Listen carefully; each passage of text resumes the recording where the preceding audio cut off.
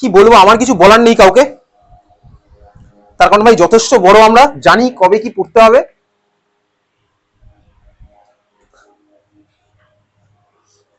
আর এসব ফাঁকিবাজি আমার কাছে রিটার্ন আসবে না, সিম্পল ব্যাপার। ফাঁকিবাজি রিটার্ন আসবে, যে করবে কাজ তার কাছেই আসবে, তার কাছেই আসবে, সিম্পল ব্যাপার একদম। সিম্পল কি, ইভেন হচ্ছে সুপারলেটিভ ডিগ্রি, সিম্পলেস্ট, সিম্পল নয়, সিম্পলেস্ট ব্যাপার। যেরকম করবি সেরকম ভাবে রিটার্ন আসবে।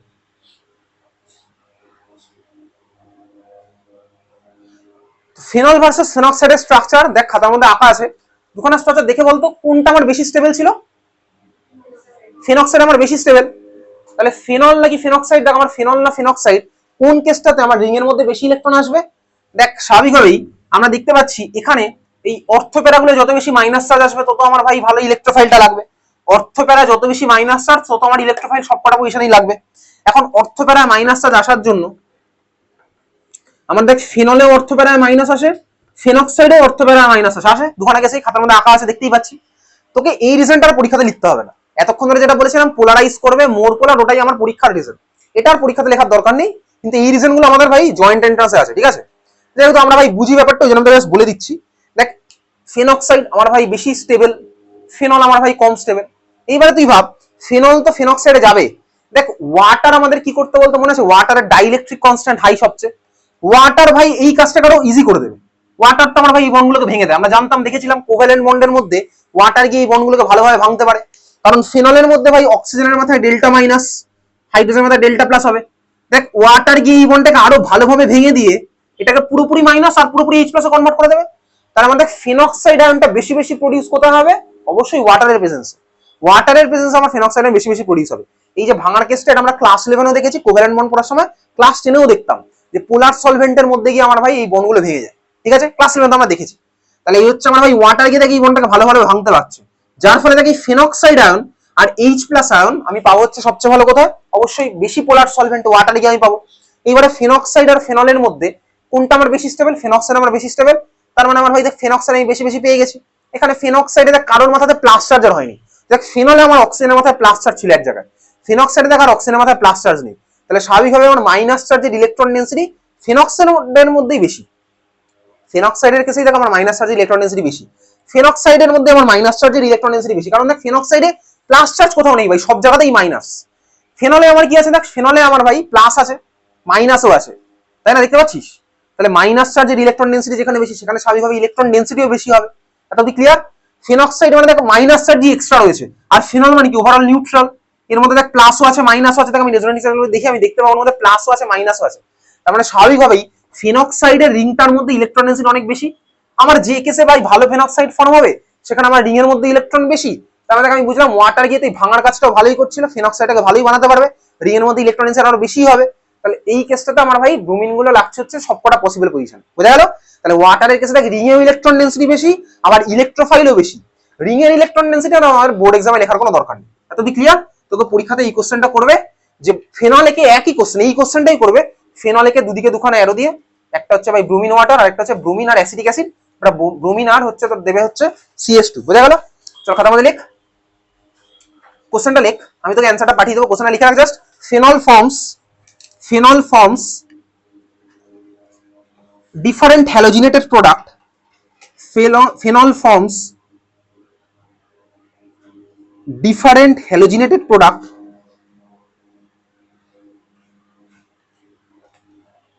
in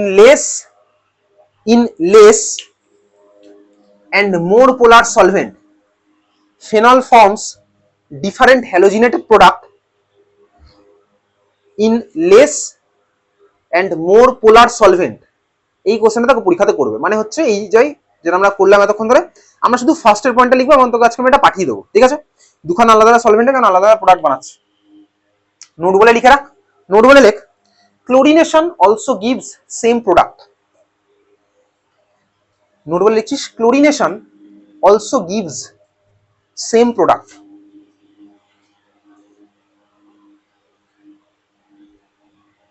তাহলে ক্লোরিনেশনের জন্য chlorination also gives same product, তার মানে ভাই ক্লোরিনেশনের জন্য কি আমি রিএজেন্ট আর Br2H দেবো না ভাই, সেটুকু তো আমি বুঝি। Cl2H2 দেবো, প্রোডাক্ট আমাদের 246 পজিশনে একইভাবে ক্লোরিন লাগবে। আর নোংরা দেবো হচ্ছে Cl2 আর অ্যাসিটিক অ্যাসিড, প্রোডাক্ট আমাদের ভাই Cl লাগবে অর্থ আর প্যারা পজিশনে। যদি তোকে ক্লোরিনের কেসটা জিজ্ঞেস করবে না, ওটা ওয়েস্ট বেঙ্গল বোর্ডে করে, সিবিএসসি আইসিতে এখন অব্দি আমি করতে দেখিনি ক্লোরিনের কেস, বোঝা গেল? চলে এই যে ভাই ব্রোমিন আর আমরা দিয়েছিলাম না ওয়াটার, ব্রোমিন ওয়াটারে দেখা একটা অল্টারনেটিভ রিয়েজেন্ট দেওয়া যেতে পারে। এটা আমাদের কোথায় ছিল দেখ, ব্রোমিন হচ্ছে অ্যাকচুয়ালি পি ব্লক কেমিস্ট্রি পারে, যে ব্রোমিন, এই যে ব্রোমিন আমার এখানে আছে। আমাদের টার্গেট কি এখানে, আমাদের টার্গেট ছিল হচ্ছে বেসিক্যালি বিআর প্লাস ফর্ম করা। ব্রোমিন ওয়াটার টেস্ট আমরা করেছি, বিআর প্লাস যত ভালো ফর্ম করতে পারবো তত আমাদের ভাই ইলেকট্রোফাইল ইজিলি লাগবে, এটাই আমরা দেখলাম এতক্ষণ ধরে। তো এই বিআর প্লাস আমরা আরো একটা ভালোভাবে ফর্ম করতে পারি, ঠিক আছে? এটা আমাদের যখন পি ব্লক কেমিস্ট্রি ছিল তখন ছিল সিলেবাসের মধ্যে এবং কোশ্চেন আসতো। তো এখনো ভাই স্কুলে জিজ্ঞেস করতে পারে, এটা নোট বলা, এটা লিখে রাখ, লিখ alternative reagent of Br2H2O, alternative reagent of Br2H2O is alternative reagent of Br2H2O is, এটা স্কুলে তোকে জিজ্ঞেস করবে, বোর্ডে আর করবে বলে মনে হয় না, ঠিক আছে? যখন আমাদের পি ব্লক কেমিস্ট্রি ছিল তখন আমরা পড়তাম। লিখ ইজ বলে লিখে রাখ, এক নাম্বার লিখ KBr in KBrO3, KBr in KBrO3, KBr in KBrO3, একটা নাম পটাশিয়াম ব্রোমেট, ওসব নাম টাম লেখার কোনো দরকার নেই। পটাশিয়াম ব্রোমাইড ইন পটাশিয়াম ব্রোমেট, ও নাম না লিখলেও চলবে, কেবিআর ইন KBrO3, ঠিক আছে? ওখানে আমার একইভাবে ভাই বিআর প্লাস প্রচুর ডেভেলপ হয়। তো এই কোশ্চেনটা আগে আমাদের ছিল যখন পি ব্লক কেমিস্ট্রি ছিল, এখন তো আর পি ব্লক নেই, তো বিআর2 ওয়াটার দিয়ে এখন বোর্ড এক্সামে একমাত্র আসে। তাহলে সেইভাবে আমরা খাতার মধ্যে নোট ডাউন ব্যাপারটা করে রাখলাম, ঠিক আছে? চল এই ছিল হচ্ছে আমাদের নাম্বার এ হ্যালোজিনেশন রিয়াকশন। চল পরের রিয়াকশন, সরি আমরা নাম্বার বি পড়লাম হ্যালোজিনেশন। নাম্বার সি হেডিং দে, নাম্বার সি হেডিং দে নাইট্রেশন, নাম্বার সি হেডিং দিচ্ছিস নাইট্রেশন। আমরা এখন করবো ফেনলের মধ্যে নাইট্রেশন রিয়াকশন, আমরা এখন করছি ফেনলের মধ্যে করবো নাইট্রেশন রিয়াকশন। চল ফেনল এঁকে ফেল, ফেনল থেকে অ্যারো দে।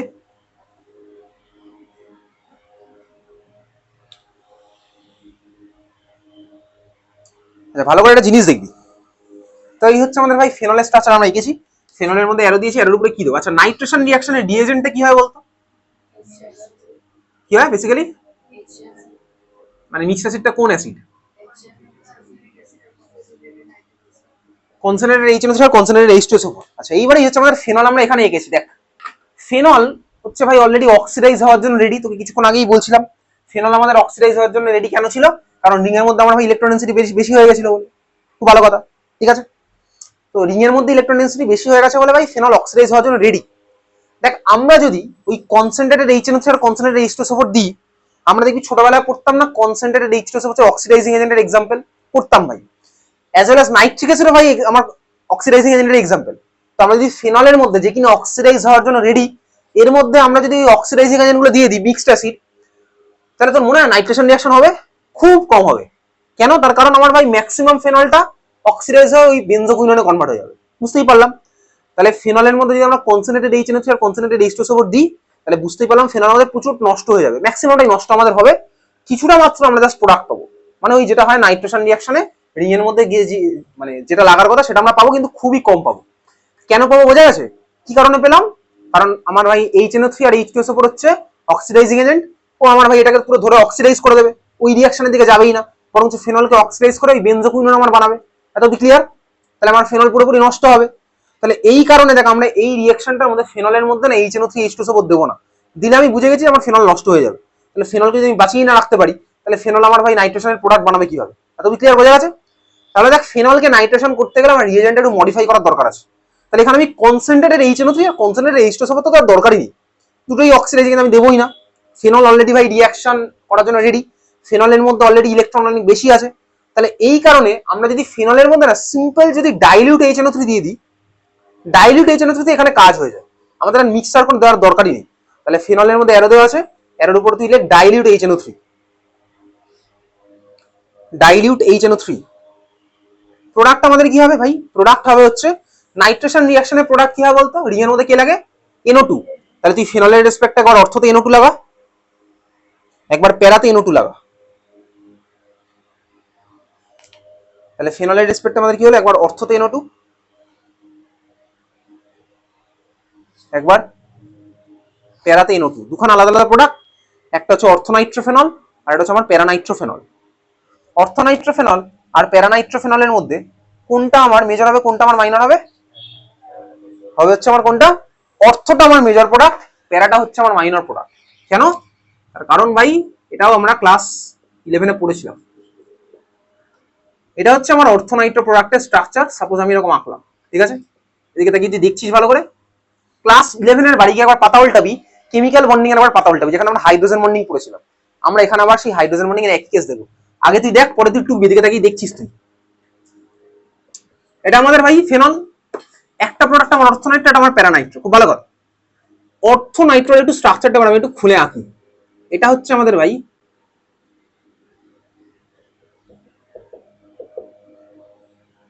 এটা হচ্ছে আমাদের NO2 গ্রুপ। আগে তুই দেখছিস এদিকে তাকিয়ে, এটা হচ্ছে আমাদের NO2 group. NO2 structure actually আমাদের এরকম হয়, ঠিক আছে? NO2 স্ট্রাকচার আমরা এরকম আঁকলাম। অক্সিজেনের মাথায় এখানে কটা লোন করেছে, এখানে যে দুখান। তুই ভালো করে এদিকে তাকিয়ে দেখ, এটা আমাদের অর্থোনাইট্রোফেনল আর আমি এর সাথে আঁকছি হচ্ছে প্যারানাইট্রোফেনল। এটা আমাদের প্যারানাইট্রোফেনল।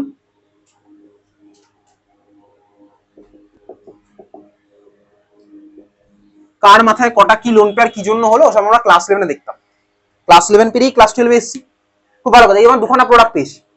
তো নর্মালি কি মনে হয় ভাই, সব কেসে তো প্যারা হয়, তাহলে এখানেও প্যারাই হবে। বলতে এখানে প্যারা হলো না, কেন হলো না বলতে আরেকটা জিনিস আছে এর মধ্যে। কি জিনিস আছে তুই ভালো করে তাকিয়ে দেখতে পাবি। কি আছে বলতে এর মধ্যে?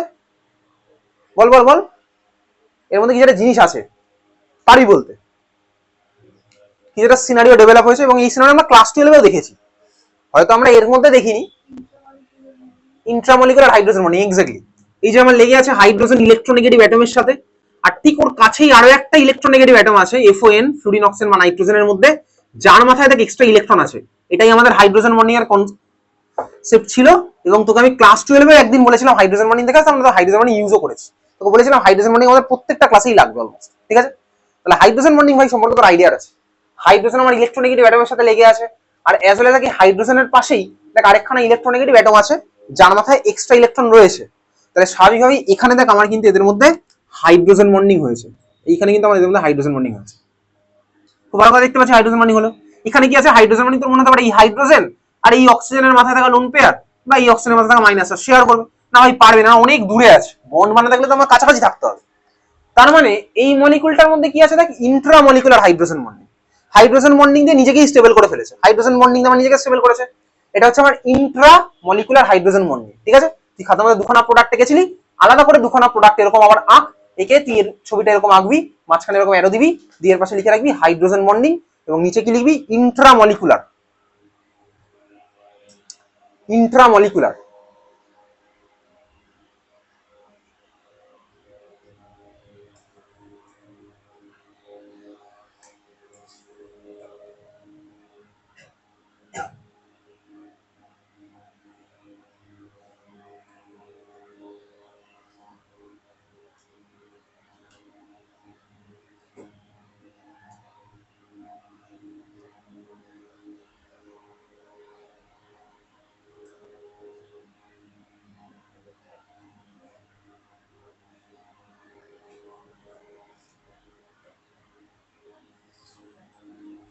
চলো এটা সময় ইন্ট্রামলিকুলার এর মধ্যে আছে intramolecular hydrogen bonding. INTR intramolecular hydrogen bonding. Intramolecular মানে কি, ইন্ট্রা স্কুল মানে তোর স্কুলের 5 এর সাথে তোর স্কুলের 10 এরই কম্পিটিশন চলছে, সেটা হচ্ছে আমাদের ইন্ট্রা স্কুল টুর্নামেন্ট। তোর স্কুলেরই 5 ক্লাস 5 এর সাথে তোর স্কুলেরই ক্লাস 10 এর চলছে কম্পিটিশন, ঠিক আছে? সেটা হচ্ছে ইন্ট্রা স্কুল। আর ইন্টার স্কুল মানে চলছে হচ্ছে তোর স্কুলের সাথে অন্য স্কুলের পাশের পাড়া স্কুলের চলছে, সেটা হচ্ছে ইন্টার স্কুল কম্পিটিশন। এখানে আমার ইন্ট্রা হয়ে গেল। এইবার আমরা ওই মলিকুলে আসছি, ঠিক আছে? চল দেখ ওই মলিকুলটা আমার কি আছে। তো এখানে আমি বুঝে গেছি, তাহলে বল এদের মধ্যে কোনটা স্টেবল। এ তো ভাই নিজে থেকেই স্টেবল হয়ে গেছে, এ তো কারোর উপর ডিপেন্ডই করে না। তাহলে ভাই নিজের মধ্যে হাইড্রোজেন বন্ডিং বানিয়ে ফেলেছে। তাহলে এই দুজনের মধ্যে কোনটা আমার মেজর হবে, যে বেশি স্টেবল সে আমার মেজর। তাহলে এদের মধ্যে কে বেশি স্টেবল, অর্থটা। তাহলে আমার কোনটা মেজর হলো, ক্লাস 12-এ আমরা প্রথমবারের জন্য দেখলাম অর্থ আমাদের মেজর হয়েছে এই কেসে। এবং এই ধরনের সিনারিও আমরা ক্লাস 11-এ দেখেছি। Intramolecular hydrogen bonding versus intermolecular hydrogen bonding এর সিনারিও আমরা ক্লাস 11-এ দেখেছি, কেমিক্যাল বন্ডিং চ্যাপ্টারের মধ্যে যখন হাইড্রোজেন বন্ডিং করতাম সেখানে। বোঝা গেল? বুঝতে পারছি। তাহলে মেজর মাইনর ক্লিয়ার, মনে থাকবে এই রিঅ্যাকশনটার মেজর মাইনর কেন হলো আমি বুঝেছি, ইন্ট্রামলিকুলার হাইড্রোজেন বন্ডিং এর জন্য। রিজন আমার ক্লিয়ার। এইবার চল ওই মলিকুলটার মধ্যে আসি। দেখ এই মলিকুল হাইড্রোজেন বন্ডিং এ পার্টিসিপেট করবে, কার সাথে করবে? আরেকখানা ওই মলিকুলের সাথে। তুই তাকে এদিকে তাকা, তাহলে আমার ধর এই যে প্রোডাক্টটা, এর আশেপাশে কি আছে চল আমি দেখি। আরেকখানা এই মলিকুলের সাথে ইন্টারমলিকুলার হাইড্রোজেন বন্ডিং করবে। কিভাবে করবে? চল দেখ, এই হাইড্রোজেন আরেকখানা অর্থোনাইট্রোফেনলের ও মাইনাস পার্টের সাথে সাপোজ করলে, আমি বাকি পার্টটা রাখছি না এদিকে, ঠিক আছে? বুঝতে পেরেছিস? দেখ আরেকখানা অর্থোনাইট্রোফেনলের, এই ধর আমার এরকম আছে, আমি এই পার্টটা আঁকলাম না, আরেকখানা অর্থোনাইট্রোফেনল এর সাথে করেছে, বোঝা গেছে? তাহলে দেখ এই হাইড্রোজেন আরেকখানা অর্থোনাইট্রোফেনলের আমার ভাই ও মাইনাস সাথে করতে পারে হাইড্রোজেন বন্ডিং এ পার্টিসিপেট। সেটা কি আর ইন্ট্রা হলো নাকি ভাই? নিজের মধ্যে কি করেছে নাকি? নিজের মধ্যে তো করে, ওর জন্য তো আমার আরেকখানা মলিকুল লাগলো, বোঝা গেছে? তাহলে দেখ আমার একটা মলিকুলের সাথে হাইড্রোজেন বন্ডিং এ পার্টিসিপেট করলো, ক্লিয়ার? আমি এই মলিকুলকে আর আঁকলাম না এখানে, বুঝতে পেরেছিস? সিমিলারলি দেখ এই মলিকুলটারও ও মাইনাস বা অক্সিজেনের লোন পেয়ার, এরা দেখ আমার আরেকখানা প্যারানাইট্রোফেনলের এর সাথে করবে, বোঝা গেছে? আমি বাকি পার্ট রাখছি না, বোঝা গেছে অব্দি? আরেকখানা প্যারানাইট্রোফেনল থাকা এই হাইড্রোজেনের সাথে এই ও এর মাথায় থাকা মাইনাস সাথে হাইড্রোজেন বন্ডিং এ পার্টিসিপেট করবে, বোঝা গেল? তাহলে দেখ আমি বুঝতে পারছি এখানে যে হাইড্রোজেন বন্ডিংটা হবে সেটা হবে কি intermolecular hydrogen bonding. Intermolecular hydrogen bonding form করতে গেলে ভাই ওকে আরেকজনের উপর ডিপেন্ড করতে হবে, আরেকখানা মলিকুল আমার দরকার। ইন্ট্রামলিকুলার মধ্যে মানে কি, আমি তো ভাই নিজের মধ্যেই বানিয়ে ফেলেছি, আমার তো কারোর উপর ডিপেন্ডেন্সি দরকারই নেই। তারপরে স্বাভাবিকভাবেই ইন্ট্রামলিকুলারের কেসে কারোর উপর ডিপেন্ডেন্ট নয়, ইন্টারমলিকুলারের কেসে অন্যের উপর ডিপেন্ডেন্ট, বোঝা গেছে? তাহলে এই কারণে হচ্ছে কি আমার ইন্ট্রাটা হচ্ছে আমার মোর স্টেবল, তাহলে ইন্ট্রাটা হচ্ছে আমার মেজর। হয়েছে? খাতা মধ্যে আঁকা হয়ে গেছে। অ্যাজ ওয়েল আমি পাশে যেরকম এঁকেছিলাম সেখানে আমি এরকম দুখানা দাগ দিয়ে রাখলাম যাতে বুঝতে পারি, এবং নিচে লিখে রাখলাম ইন্টারমলিকুলার হাইড্রোজেন বন্ডিং। প্যারাটার নিচে আমি লিখে রাখলাম এরকম দাগটা দিয়ে ইন্টারমলিকুলার হাইড্রোজেন বন্ডিং। প্যারার নিচে এরকম দাগ দিয়ে লিখে রাখলাম ইন্টারমলিকুলার হাইড্রোজেন বন্ডিং।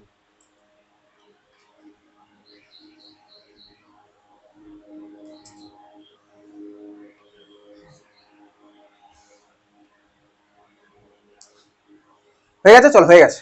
আচ্ছা এবারে যেটা জিনিস ভাব, ধর তোর কাছে অর্থোনাইট্রোফেনল রয়েছে আর প্যারানাইট্রোফেনল রয়েছে, দুখানাই রয়েছে।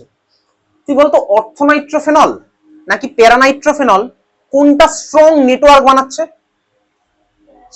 প্যারানাইট্রোফেনল। বুঝতেই পারছি ভাই, একটা প্যারা আরেকটার সাথে কি, আরেকটা একটা প্যারা তো দুখানা প্যারার সাথে এরকম করছে, এ ভাই ওর সাথে করছে, ও আবার আরেকখানার সাথে করবে, এ আবার এদিকে আরেকখানার সাথে করছে, আবার এরকম আরেক সাথে করবে, ঠিক আছে? তার মানে ইন্টারমলিকুলার যেখানে কেস সেখানে কিন্তু আমাদের নেটওয়ার্কিংটা অনেক বেশি স্ট্রং, তাই না? বুঝতেই পারলাম, এ ভাই ওকে ধরে রেখেছে, ও আরেকটাকে ধরে রাখবে, ও আরেকটাকে ধরে রাখবে, এখানে আমার অনেক বেশি ভাই স্ট্রং একটা স্ট্রাকচার ফর্ম হচ্ছে, স্ট্রং একটা থ্রি ডাইমেনশনাল নেটওয়ার্ক ফর্ম হচ্ছে। অর্থোনাইট্রোফেনল কি পারবে ওটা করতে? না ভাই পারবে না। কেন? কারণ এটা নিজের মধ্যেই করে ফেলেছে, এ তো কারোর উপর ডিপেন্ডই করে না। তাহলে তুই বলতো অর্থোনাইট্রোফেনলকে সেপারেট করা বেশি ইজি নাকি প্যারানাইট্রোফেনলকে সেপারেট করা বেশি ইজি? অর্থোনাইট্রোফেনল কি ইজি, কারণ এ ভাই অর্থোনাইট্রোফেনল তো একটার সাথে এরকম সম্পর্কই নেই, এদের তো একটুখানি ভাই আলাদা, এদেরকে সেপারেট করা কোনো ব্যাপারই না, কারণ এদের মধ্যে ভাই কোনো ফোর্স অফ অ্যাট্রাকশনই নেই, একটা মলিকুলের সাথে আরেকটা মলিকুলের কোনো দেখা সাক্ষাৎ নেই। কিন্তু এখানে দেখ ভাই এরা অনেক বেশি স্ট্রং ইন্টারাকশন করে একটা স্ট্রং নেটওয়ার্ক বানিয়ে রেখেছে, যার ফলে দেখ আমার যদি একটা অর্থোনাইট্রোফেনলের একটা মিক্সচার থাকে, একটা মিক্সচারের মধ্যে ধর অর্থোনাইট্রোফেনল রয়েছে আর প্যারানাইট্রোফেনল রয়েছে, তাহলে বলতো কার বয়লিং পয়েন্ট আমার কম হবে? বয়লিং পয়েন্ট কম মানে কি? বয়লিং পয়েন্ট মানে কি ভাই, যেখানে সেপারেট করা ইজি তার বয়লিং পয়েন্ট আমার কম হয়, আমি জানি। বয়লিং পয়েন্ট মানে কি? বয়লিং পয়েন্ট মানে আমি লিকুইড থেকে সাপোজ গ্যাসে কনভার্ট করবো, লিকুইড থেকে গ্যাসে কনভার্ট করতে গেলে আমরা টেম্পারেচার অ্যাপ্লাই করি, সেটাই হচ্ছে আমাদের boiling point.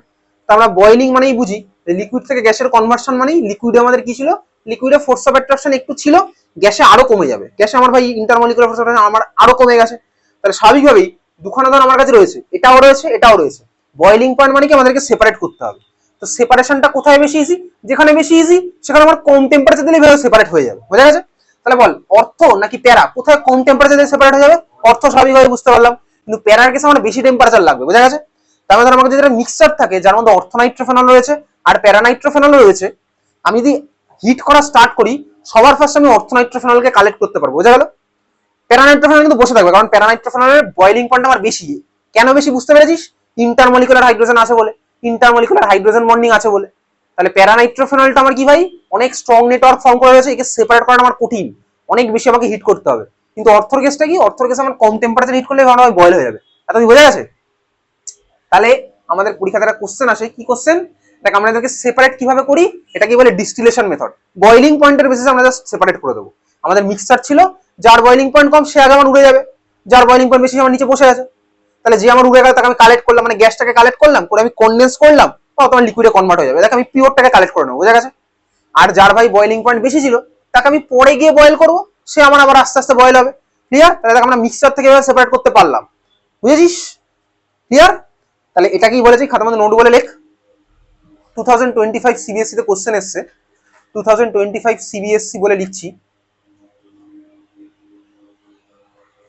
অর্থো and paranitrophenol, ortho and paranitrophenol can be separated, ortho and paranitrophenol can be separated by steam distillation,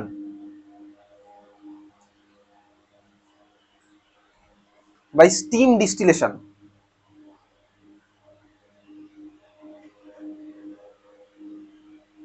তাহলে কে মেজর কে মাইনর আমি বুঝতে পারলাম। তাহলে এতক্ষণ যে রিঅ্যাকশনটা করলাম না নাইট্রেশনের মধ্যে, এতক্ষণ যে রিঅ্যাকশনটা করেছি, ঠিক আছে, ফিনল একে অ্যারো দিয়ে ওর উপরে লিখেছিলাম ডাইলুট HNO3, ঠিক আছে, তার উপর না একটা হেডিং দিয়ে দে, পারবি তো জায়গা ভাই তুই ম্যানেজ করতে পারবি। তাহলে ফিনল আঁকা আছে, অ্যারো দেওয়া আছে, ডাইলুট HNO3 দিয়ে প্রোডাক্ট দুখানা আঁকলাম, মেজর মাইনর লিখলাম, তাহলে ফিনলটার উপর একটা হেডিং দিয়ে দে with dilute HNO3, with dilute HNO3।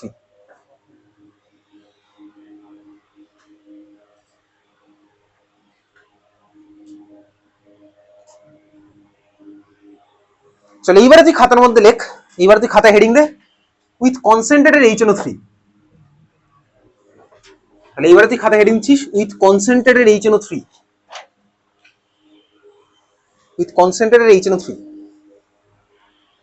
চল খাতার মধ্যে ফেনল আঁক,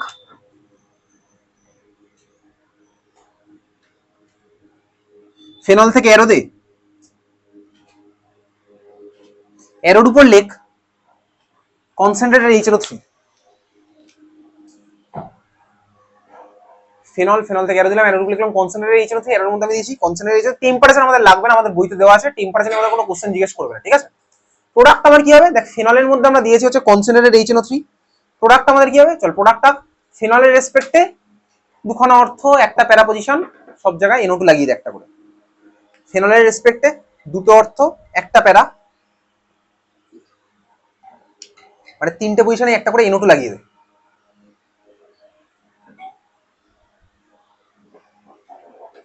দেখেছিস প্রোডাক্ট, যে প্রোডাক্টটা পেলাম এটার নাম কি বলতো, পিক্রিক অ্যাসিড। এক্স্যাক্টলি যে প্রোডাক্ট পেয়েছে নাম হচ্ছে picric acid. Exactly picric acid হচ্ছে এই প্রোডাক্টটার নাম, আমাদের খাতায় আগে লেখা ছিল পিক্রিক অ্যাসিড, 2,4,6 ট্রাইনাইট্রোফেনল সব নামটা আমাদের লেখা আছে, এটা হচ্ছে আমাদের পিক্রিক অ্যাসিড মলিকিউল। যে ক্লাসে আমরা অ্যালকোহল ফেনাইল স্টার্ট করেছিলাম সেই ক্লাসে এটার নাম লিখেছিলাম। যাই হোক দেখ, তো এইভাবে পিক্রিক অ্যাসিড আমরা বানালাম, কিন্তু এটা কি একটা ভালো মেথড? ভালো মেথড না। তার কারণ দেখ এইভাবে যদি আমরা কনসেন্ট্রেটেড HNO3 দিই ফেনলের মধ্যে, তো ভাই খাতায় কলমে তো রিঅ্যাকশন করে ফেলছি 1 সেকেন্ডে। প্র্যাকটিক্যালি যদি এটা করতে যাই আমরা প্রোডাক্ট একটুখানি মাত্র পাবো, আমরা 100 গ্রাম ফেনল নিয়ে স্টার্ট করাতে একটুখানি প্রোডাক্ট পাবো, আমাদের কোনো লাভ হবে না, ঠিক আছে। কেন বলতো প্রোডাক্ট আমরা কম পেলাম, এটা বলতো কেন প্রোডাক্ট কম পেয়েছি? তার কারণ ভাই আমার ম্যাক্সিমাম ফেনল অক্সিডাইজ হয়ে ওই বেনজোকুইননে কনভার্ট হয়ে গেছে, যার ফলে এখানে প্র্যাকটিক্যালি আমি এই প্রোডাক্ট পাবোই না, খুবই কম পাবো। তার মানে এটা পেন অ্যান্ড পেপারে রিঅ্যাকশনটা এটা করলাম, এখানে আমার ইল্ড খুব কম হয়, ঠিক আছে। ইল্ড কম হওয়ার কারণেই আমাকে ভাই পিক্রিক অ্যাসিডের কনভার্সন যদি ফেনল থেকে দেয় এইভাবে করলে আমার হবে না। পিক্রিক অ্যাসিড একটা মারাত্মক ইম্পর্টেন্ট মলিকুল, কোন কাজে লাগে তুই বাড়িয়ে দেখবি, মেডিসিনাল পারপাস ইউজ হয়, ঠিক আছে পিক্রিক অ্যাসিড। চলো খাতার মধ্যে নোট বলে লিখে রাখ, by this process, by this process, note বলে লিখছিস by this process the amount of picric acid, by this process the amount of picric acid is poor, by this process the amount of picric acid is poor, full stop দিয়ে লেখ। so for selective preparation, full stop দিচ্ছিস, so for selective preparation of picric acid, so for selective preparation of picric acid other method is used, so for selective preparation of picric acid other method is used, ঠিক আছে। কোন method আমরা use করব সেখানে আমরা এখন আসছি। তাহলে ফেনল থেকে পিক্রিক অ্যাসিডের যে কনভার্সনটা এখন করলাম না, সেই কনভার্সনটার পাশে বড় বড় লিখে রাখ নট ফর এক্সাম। তুই যদি ফেনল থেকে পিক্রিক অ্যাসিডের কনভার্সন দেয়, তুই যদি কনসেন্ট্রেটেড HNO3 করিস তুই পাবি না নাম্বার।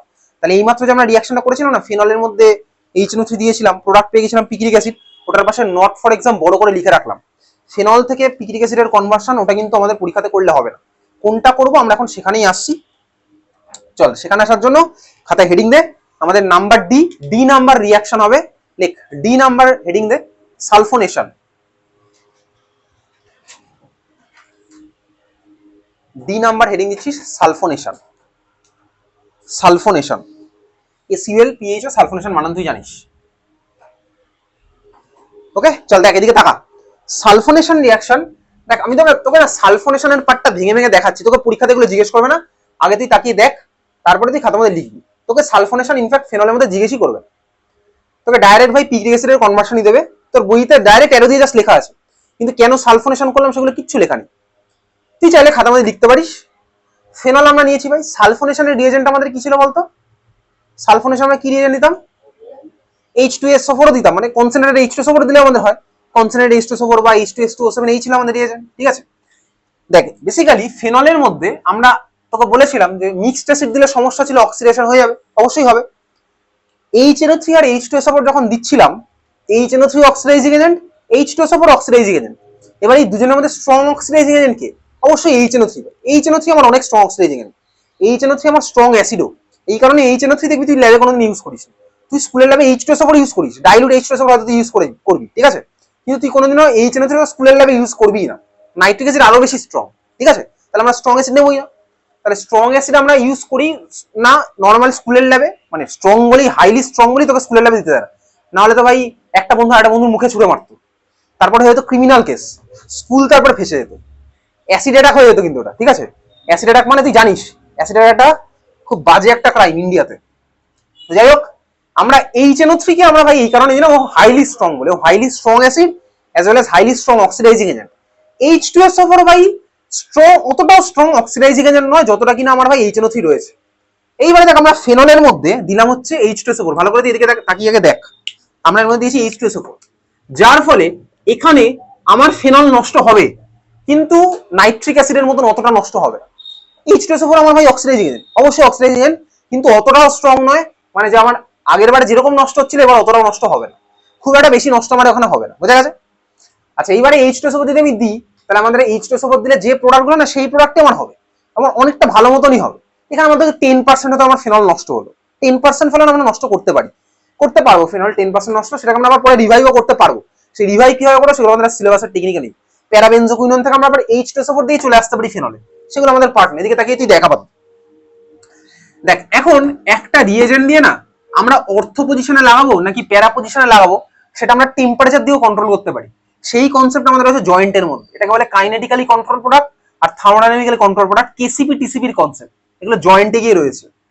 তো H2SO4 আমি একইভাবে তোকে H2SO4 দিয়ে দেখাচ্ছি, এর মধ্যে তোর এই পার্টটা আপাতত খাতার মধ্যে না লিখলেও চলবে। আমরা যদি ভাই H2SO4 এর সাথে লো টেম্পারেচার দিয়ে এক রকমের প্রোডাক্ট পাই, লো টেম্পারেচার মানে এক্সাক্ট ভ্যালু আমাদের লাগবে না, লো টেম্পারেচার দিলে আমরা একটা প্রোডাক্ট পাই আর হাই টেম্পারেচার দিলে একটা প্রোডাক্ট পাই। এই লো টেম্পারেচারে প্রোডাক্ট আর হাই টেম্পারেচারের প্রোডাক্ট আমি এখানে জাস্ট আপাতত একটু আঁকছি। লো টেম্পারেচারের প্রোডাক্ট মানে শুধু H2SO4 জাস্ট আমি দিয়ে দিয়েছি, প্রোডাক্ট আমার এখানে কি হয় এটা তোকে পরীক্ষাতে জিজ্ঞেস করবে না, এখন আমি যেটা আঁকছি এটা তোকে পরীক্ষাতে জিজ্ঞেস করবে না। এখানে ভাই অর্থ পজিশনে গিয়ে লাগলো, আর হাই টেম্পারেচার দিলে আমার কি হয় প্যারা পজিশনে গিয়ে লাগে। এখন কেন হলো সেগুলো ভাই কেসিপি টিসিপি না বুঝলে আমাদের বোঝা পসিবল নয়, আমাদের এই জন্য এই কোশ্চেনটা পরীক্ষাতে জিজ্ঞেস করে না। এখন আমি যেটা আঁকছি খুব ভালো কথা, তাহলে এইগুলো আমাদের পরীক্ষাতে জিজ্ঞেসই করবে না। এখন দেখ এই অর্থ আর প্যারা প্রোডাক্ট আমাদের হয়েছে, এইবারে অর্থ প্রোডাক্টকে না যদি আমরা হাইড্রোলাইসিস করি, হাইড্রোলাইসিস মানে আমরা জানি ভাই ওই H+H2, হাইড্রোলাইসিস করলে এই প্রোডাক্টটা না আলটিমেটলি এখানে চলে আসে, হাইড্রোলাইসিস করলে আলটিমেটলি এই প্রোডাক্ট আমাদের এখানেই চলে আসে, মানে অর্থটা আমাদের প্যারাতেই কনভার্ট হয়। তো এই যে যেটা করলাম এই একটা পার্ট আমাদের বোর্ড এক্সামে জিজ্ঞেস করবে না। তাহলে দেখ আমরা যদি H2SO4 দিই ফেনলের মধ্যে, আমাদের আলটিমেটলি না প্যারা প্রোডাক্টটাই ফর্ম হয় অর্থ থেকে। এখানে হাইড্রোলাইসিস করলাম, হাইড্রোলাইসিস কেন করলাম কারণ আমাদের শোন H2SO4 দিয়েছি, অর্থ আমাদের এটা হয়েছে লো টেম্পারেচার। এইবার দেখ আস্তে আস্তে ভাই টেম্পারেচার তো আমার ওটা লোতে থাকবে না, একটা সময় দেখ আমি লো টেম্পারেচার করেছি, প্রোডাক্ট আমার এটা হয়েছে, এবার আমি ধর প্রোডাক্টটাকে রেখে দিয়েছি, প্রোডাক্টটাকে রেখে দেওয়ার পরে কি হবে, ও তো আমার সবসময় 0 ডিগ্রিতে আমি মেনটেন করতে পারবো না। এবার আমি প্রোডাক্টটা যদি নর্মাল রুম টেম্পারেচার রেখে দিই তাহলে আমার টেম্পারেচার আস্তে আস্তে বাড়ছে, টেম্পারেচার বাড়তে বাড়তে আমার এই দিকটাতে অ্যাপ্রোচ করছে, মানে 25-30 দিকে আমার অ্যাপ্রোচ করলো। লো টেম্পারেচার মানে সাপোজ আমি 0 ডিগ্রিতে রিঅ্যাকশনটা করলাম, বরফের মধ্যে আমি রিঅ্যাকশন করেছি। এবার ধর আমি ভাই কি করলাম, প্রোডাক্ট ফর্ম হয়ে গেছে, আমি প্রোডাক্টটাকে রেখে দিলাম, রেখে দিলে উইথ টাইম এ না আমার ভাই ময়েশ্চার অ্যাবজর্ব করে এই প্রোডাক্টটা ঠিক চলে আসে। ময়েশ্চার রয়েছে আমাদের ভাই নেচারের মধ্যে, সেগুলো কনভার্ট এটা হয়ে যায়। এই জিনিসটা আমাদের সিলেবাসের মধ্যে নেই। এই অ্যারোমেটিক রিং এর মধ্যে হাইড্রোলাইসিস আমাদের বোর্ড এক্সামে কোথাওই নেই, ইনফ্যাক্ট জয়েন্টেও নেই, কারণ অ্যারোমেটিক রিং এর হাইড্রোলাইসিস একটু কমপ্লেক্স। তো যাই হোক, এই একটা পার্ট আমাদের জিজ্ঞেস করবে না। তাহলে আমরা সোজা কথা একদম চলে আসবো হচ্ছে ফিনলের মধ্যে। আমাদের বইয়ের মধ্যে যেটা লেখা আছে ভাই, H2SO4 দিয়ে কোনো প্রোডাক্ট আলাদা করে দেখাইনি। তাহলে আমরা জাস্ট এরকম লিখে রাখতে পারি, ফিনলের মধ্যে H2SO4 দিয়ে আমরা ডাইরেক্ট প্যারা প্রোডাক্টটা এঁকে রাখতে পারি। তোকে পরীক্ষাতে এটাও আঁকতে হবে না যেটা আমি আঁকছি, আমরা জাস্ট আমাদের কনসেপ্টের জন্য রাখলাম। তাহলে এটা হচ্ছে আমাদের ভাই ফিনলের রেসপেক্টে প্যারা পজিশনে রাখলো কি SO3H উইথ টাইম। আমার ভাই প্যারা প্রোডাক্টটাই আমার পুরোটা এটাই কনভার্ট হবে, ঠিক আছে। তাহলে এইটা আমরা আঁকলাম। তাহলে H2SO4 দিলাম আমরা, এই প্রোডাক্টটা কনভার্ট হয়েছে, অর্থ হবে প্যারাও হবে, উইথ টাইম আমার অর্থটা প্যারাতে কনভার্ট হলো। মেকানিজম আমাদের এগুলো সিলেবাসে নেই, তুমি এটা আঁকতেও হবে না, তোকে আমি এটাই বলছি, এটা আমাদের আঁকতেও হবে না। এইবারে দেখ, এখান থেকে অ্যারোতে এই প্যারা যে প্রোডাক্টটা আমরা আঁকলাম, এখান থেকে অ্যারোতে অ্যারোর উপর লেখ কনসেন্ট্রেটেড HNO3, এখান থেকে অ্যারোতে এই প্যারা প্রোডাক্টটা যেটা গেছিলাম সেখান থেকে অ্যারো দিলাম, অ্যারোর উপর লিখলাম কনসেন্ট্রেটেড HNO3। প্রোডাক্ট সাইডে গিয়ে এবার তুই পিকনিক অ্যাসিডের ছবি আঁক, প্রোডাক্ট সাইডে গিয়ে এবার তুই পিকনিক অ্যাসিডের ছবি আঁক।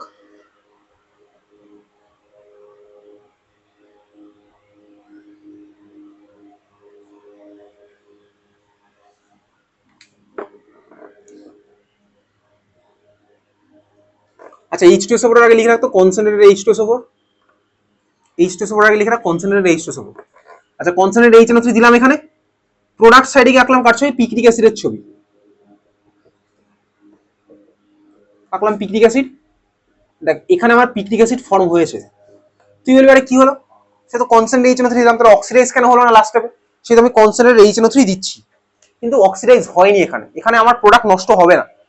কেন হবে না চল ভালো করে দেখবি, তোকে জিজ্ঞেস করবে না, একটা রিজনও পরীক্ষাতে জিজ্ঞেস করবে না কেন আমার এখানে কোনো প্রোডাক্ট নষ্ট হয়নি। এদিকে তাকিয়ে তুই দেখ, আমাদের সমস্যাটা হচ্ছিল ভাই রিং এর মধ্যে ইলেকট্রন বেশি হয়ে গেছিল ফেনলে, যার কারণে ভাই ও অক্সিডাইজ হওয়ার জন্য রেডি ছিল আর অক্সিডাইজ হয়ে যাচ্ছিল, এটাই আমাদের মেন সমস্যা ছিল।